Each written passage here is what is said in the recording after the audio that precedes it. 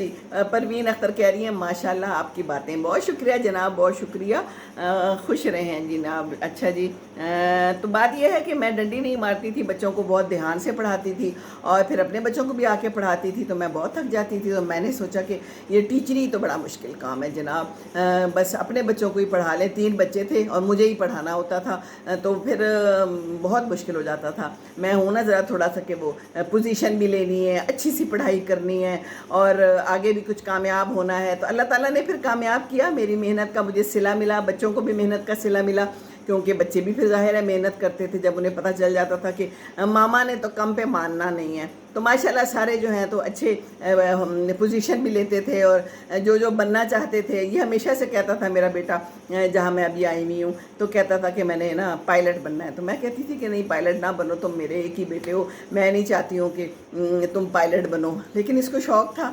تو پھر جب میں حج پہ گئی تو وہاں پر میرے سے اس نے خاص دعا منگوائی، جو کہ میں کئی دفعہ بتا چکی ہوں کہ آپ جا کے وہاں دعا کریں کہ اللہ تعالیٰ کرے کہ یہ سلیکٹ ہو جائے۔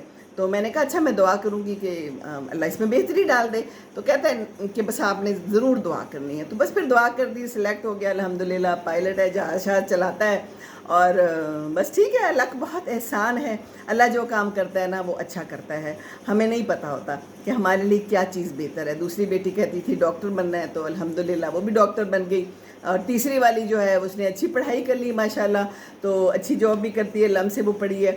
تو سارا جو میں بات کرنا چاہ رہی ہوں کہ میں نے بڑی محنت کی اپنے بچوں کے ساتھ، تو بس تھوڑی دیر ہی پھر میں نے جو پڑھایا، ٹیچر بنی، اس کے بعد پھر میں نے چھوڑ دیا، کیونکہ دو کام نہیں ہو سکتے تھے، میں بہت تھک جاتی تھی۔ اپنے بچوں کو میں نے بہت ٹائم دیا، ان کو اے سے زی تک میں ہی پڑھاتی تھی، پھر میں نے ان کو ڈرائیونگ بھی میں نے ہی سکھائی، تو بہت محنت کی۔ تو اب جو ہے نا محنت کا صلہ وصول ہو گیا الحمدللہ، اللہ کا بہت شکر ہے، اللہ کا بہت احسان ہے۔